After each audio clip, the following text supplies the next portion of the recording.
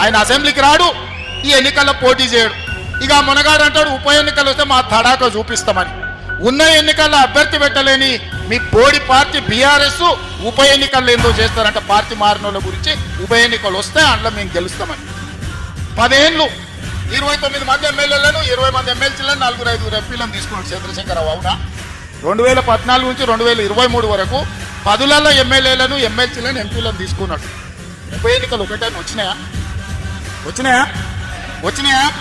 మరి ఆ 10 ఏళ్లలో రాని ఉప ఎన్నికలు ఇప్పుడు ఎట్లకెళ్ళి వస్తాయి? అప్పుడు గదే స్పీకర్ ఉన్నాడు, అప్పుడు గదే కోర్టులు ఉన్నాయి. ఇప్పుడు గదే స్పీకర్ ఉన్నాడు, ఇప్పుడు గదే కోర్టులు. ఎట్లు ఉప ఎన్నికలు వస్తాయి నాకు చెప్పురా అని అడుగుతున్నా.